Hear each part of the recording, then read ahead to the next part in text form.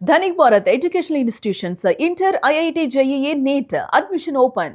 Russia మరోసారి Ukraine పై విరుచుకుపడింది. వందలాది డ్రోన్లు క్షిపణులతో భీకరంగా దాడి చేసింది. 13,000 కిలోమీటర్ల వేగంతో ప్రయాణించే ఒరెష్నిక్ మిసైల్ ని ప్రయోగించింది. కీవ్ రీజియన్ పైని బిలా సెర్వా నగరంలో బీభత్సం సృష్టించింది. దాడిలో 2 పౌరులు ప్రాణాలు కోల్పోయారు. పలువురికి తీవ్ర గాయాలయ్యాయి. వందలాది భవనాలు కూడా నేలమట్టమయ్యాయి. భీకరమైనటువంటి దాడి చేసింది రష్యా. దీనికి సంబంధించి మరిన్ని అప్డేట్స్ మా కరెస్పాండెంట్ మల్లికార్జున్ అందిస్తారు. మల్లికార్జున్, కొంతకాలం గ్యాప్ ఇచ్చినట్లే ఇచ్చి మళ్ళీ ఇరు దేశాలు కూడా ఒకరిపై ఒకరు దాడి చేసుకుంటున్నటువంటి పరిస్థితి. ఈసారి 13,000 కిలోమీటర్ల వేగంతో ప్రయాణించేటువంటి ఒక క్షిపణిని రష్యా ప్రయోగించింది. ఏంటి, ఏ విధంగా చూడాలంటారు దీనికి సంబంధించి?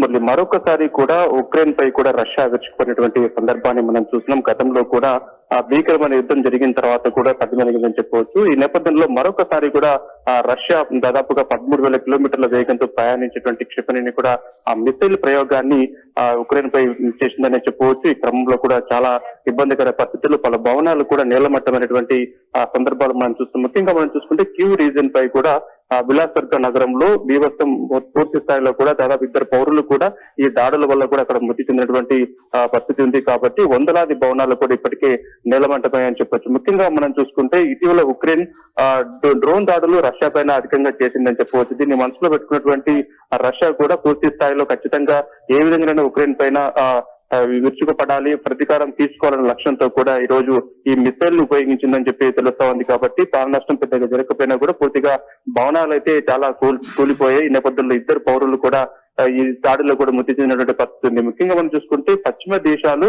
ఉక్రెయిన్ కు అధునాతనమైన ఆయుధాలు అందించడము, అదేవిధంగా యుద్ధంలో మానసిక ఆధిపత్యం కోసం కూడా 2 దేశాలు భారీగా ఈ దాడులకు దిగుతున్నట్టుగా మనకు స్పష్టమవుతుందని చెప్పవచ్చు. ఉక్రెయిన్ గతంలో చేసినటువంటి ఈ దాడులు ఏవైతే ఉన్నాయో ఈ క్రమంలోనే డ్రోన్లతోటి కూడా తరచూ కూడా విరుచుకుపడడం, రష్యా భూభాగంలో కూడా ఆ డ్రోన్ల దాడి అధికమైన నేపథ్యంలో కూడా మరొకసారి ఎలాగైనా ఉక్రెయిన్ కు బుద్ధి చెప్పాలన్న లక్ష్యంతో కూడా రష్యా ఈ రోజు ఎన్నో రోజులుగా తయారు చేసిన మిసైల్ ఏదైతే ఉందో ఆ మిసైల్ ప్రయోగాన్ని ఈ రోజు ఉక్రెయిన్ పైన ప్రయోగించింది. ఈ నేపథ్యంలో 2 పౌరులు మాత్రం ఈ మిసైల్ లో ప్రయోగించిన సందర్భంలో కూడా వారు మృతి చెందిన పరిస్థితి ఉంది. కాబట్టి ఇప్పటికే మనం ఇరాన్ ఇజ్రాయెల్ మధ్య యుద్ధం కూడా కొనసాగుతుంది. ఈ క్రమంలో కూడా చాలా ఇబ్బందులు తలెత్తినటువంటి సందర్భాలు ఉన్నాయి. మరోపక్క చూసుకుంటే ఇప్పుడు మనకు రష్యా ఉక్రెయిన్ మధ్య కూడా యుద్ధ వాతావరణం నెలకొన్నటువంటి పరిస్థితి. ఇప్పుడు ఉక్రెయిన్ ఏ విధంగా స్పందిస్తోంది, ఎందుకంటే 2 పౌరులు చనిపోవడం పాటుగా భవనాలన్నీ కూడా నేలమట్టమయ్యాయి. కాబట్టి ఉక్రెయిన్ కూడా అదే స్థాయిలో కూడా స్పందించేటువంటి అవకాశం ఉంది. మరొకసారి రష్యా ఉక్రెయిన్ మధ్య ఒక యుద్ధ వాతావరణం నెలకొన్నటువంటి సందర్భాలు కూడా నెలకొన్నాయి. కాబట్టి ముఖ్యంగా ఉక్రెయిన్ గతంలో రష్యా పైన చేసేటువంటి డ్రోన్ల దాడి నేపథ్యంలోనే ఈ రోజు ఈ సందర్భాలు ఈ పరిస్థితి తలెత్తిందంటున్నారు. కానీ పూర్తి చూడాలి. ఇప్పుడు ఐక్యరాజ్య సమితి 2 దేశాలు కూడా సమన్వయం పాటించాలి. యుద్ధం వల్ల కూడా చాలా నష్టం జరుగుతుందని చెప్పేసి ఇప్పటికే హెచ్చరికలు కూడా జారీ చేసినటువంటి సందర్భాలు ఉన్నప్పటికీ కూడా ఇటు రష్యా అలాగే ఉక్రెయిన్ ఏ విధంగా దీన్ని తీసుకుంటాయి, అసలు యుద్ధం ఏ విధంగా వీళ్ళు ఆపుతారని దాని మాత్రం ఉత్కంఠ నెలకొన్నటువంటి పరిస్థితి. రైట్, అంటే ఎంతవరకు కొనసాగేటువంటి అవకాశం ఉంది అనేటువంటి మాట. ఉక్రెయిన్ కూడా తిరిగి ప్రతిదాడి అదే స్థాయిలో చేయబోతోంది అనేటువంటి మాట మనం గతంలో కూడా చూసాం. ఒక దాడి చేసిన తర్వాత మరొక దేశం, అది రష్యా అయినా యుక్రెయిన్ అయినా సరే, చేసేటువంటి దాడి భీకరంగా ఉండబోతోంది అనేటువంటి మాట. ఉక్రెయిన్ ఎక్కువగా డ్రోన్లతో విరుచుకుపడేటువంటి అవకాశం ఉంది. కానీ ఈసారి అత్యంత శక్తివంతమైనటువంటి ఆయుధంతోనే మేము కూడా దాడి చేస్తాం, ఎక్కడా వెనక్కు తగ్గం. ఏంటి ఆ పరిణామాన్ని ఎలా చూడాలంటారు మనం? ఖచ్చితంగా కూడా ఉక్రెయిన్ ఏమాత్రం కూడా ఇక్కడ తగ్గకుండా దాడులు చేసినటువంటి సందర్భం. అదే రీతిలో కూడా రష్యా కూడా ఎంతో పటిష్టంగా ఉన్నటువంటి, అంటే యుద్ధ పరంగా కూడా సైనికుల పరంగా కూడా చాలా పటిష్టంగా ఉంది. కాబట్టి ఈ క్రమంలో ఉక్రెయిన్ యొక్క డ్రోన్ దాడులను ఎటువంటి పరిస్థితుల్లో కూడా మేము సహించబోము, ఖచ్చితంగా ఎదురు దాడి దిగుతామని చెప్పేసి కూడా చెప్తున్నటువంటి పరిస్థితి ఉంది. కాబట్టి ఇప్పుడు మనకు గంటకు 1000 కిలోమీటర్ల వేగంతో ప్రయాణిస్తున్నటువంటి ఆ మిసైల్ ఏదైతే ఉందో ఈ మిసైల్ ని కూడా ఉక్రెయిన్ పైన ప్రయోగించినటువంటి సందర్భాన్ని మనం చూస్తున్నాం. కాబట్టి ఏది ఏమైనప్పటికీ కూడా 2 దేశాల మధ్య ఇప్పుడు శాంతి చర్చలు అవసరము. ఎందుకు ఈ రకంగా దాడుల వల్ల కూడా యుద్ధం వల్ల చాలా నష్టం జరుగుతుంది. ఇప్పటికే చాలా భవనాలు ఇటు ఉక్రెయిన్ కు నష్టం, అదేవిధంగా రష్యా కూడా చాలా సందర్భాల్లో నష్టాలు వాటిల్లాయి. కాబట్టి ఇప్పటికే ఇరాన్ ఇజ్రాయెల్ మధ్య కూడా ఉద్యమం వల్ల చాలా ఇబ్బంది తలెత్తుతుంది. కాబట్టి మరొకసారి ఈ యుద్ధం ఆపాలి. ఎందుకంటే ఇప్పుడు రష్యా చేసినటువంటి దాడి ఏదైతే ఉంది ఈ దాడి మన తర్వాత ఉక్రెయిన్ కూడా మరి దాడులకు దిగేటువంటి అవకాశం కూడా కనపడతా ఉంది. కాబట్టి యుద్ధం వల్ల ప్రాణ నష్టం జరుగుతుంది, అదేవిధంగా ఆస్తి నష్టం కూడా జరుగుతుంది. కాబట్టి దీనికి సంబంధించి ఐక్యరాజ్య సమితి ఒక హెచ్చరిక కూడా జారీ చేసినటువంటి పరిస్థితి.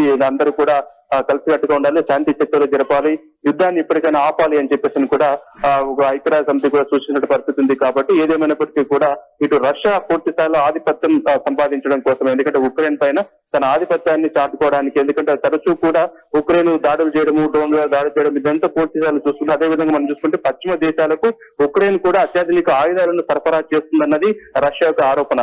ఈ క్రమంలోనే ఎలాగైనా ఉక్రెయిన్ కి బుద్ధి చెప్పాలన్న లక్ష్యంతో కూడా రష్యా ఈ దాడికి పాల్పడినట్టుగా తెలుస్తోంది. కాబట్టి ఇప్పటికైనా కూడా ఆయుధాలు పంపించే కార్యక్రమాన్ని నిలిపివేయాలి. పూర్తిగా రష్యా భూభాగంలో జరుగుతున్నటువంటి డ్రోన్ల దాడిని ఇమీడియట్ గా ఉక్రెయిన్ ఆపాలని చెప్పేసి కూడా ప్రతీకారంగానే ఈ రోజు రష్యా ఈ మిసైల్ ఉపయోగించిందని చెప్పవచ్చు. ఈ మిసైల్ ఉపయోగించిన దానిలో కూడా ఇద్దరు పౌరులు మృతి చెందగా చాలా మటుకు భవనాలు కూడా నిలమట్టమైనటువంటి పరిస్థితి ఉంది. కాబట్టి ఇప్పటికైనా శాంతించాలి అని చెప్పేసి కూడా ఐక్యరాజ్య సమితి చెప్తా ఉంది. మరి ఆ రెండు దేశాల అధినేతలు ఏ విధంగా నిర్ణయం తీసుకుంటారు, లేకపోతే ఇప్పుడు రష్యా చేసినటువంటి దాడి పట్ల కూడా ఉక్రెయిన్ ప్రతి దాడిగా దిగుతోందా, అసలు ఏం జరుగుతోంది? ఇప్పటికే రెండు దేశాల మధ్య నెలకొన్నటువంటి సమస్య వల్ల చాలా ఇబ్బందులు తలెత్తుతున్నాయి. కాబట్టి మరోసారి చూసుకుంటే ఇప్పుడు ఉక్రెయిన్ మరి అదేవిధంగా రష్యాలో మధ్య యుద్ధం ప్రారంభమైంది. కాబట్టి ఎలాంటి పరిస్థితులు ఉంటాయని ఒక ఆందోళన మాత్రం వ్యక్తమవుతున్నటువంటి పరిస్థితి. Right, thanks for updates Mallikarjun. మరోసారి ఉక్రెయిన్ పై రష్యా విరుచుకుపడింది. వందలాది డ్రోన్లు, క్షిపణులతో భీకర దాడి చేసింది. 13,000 కిలోమీటర్ల వేగంతో ప్రయాణించే ఒరెష్నిక్ మిసైల్ ని ప్రయోగించింది. కీవ్ రీజియన్ పైన బిలా సెర్క్వా నగరంలో బీభత్సాన్ని సృష్టించింది. దాడిలో 2 పౌరులు మృతి చెందినట్లుగా తెలుస్తోంది. పలువురికి తీవ్ర గాయాలయ్యాయి. వందలాది భవనాలు ఈ నేపథ్యంలో ఈ దాడిలో నేలమట్టమైనట్లుగా తెలుస్తోంది.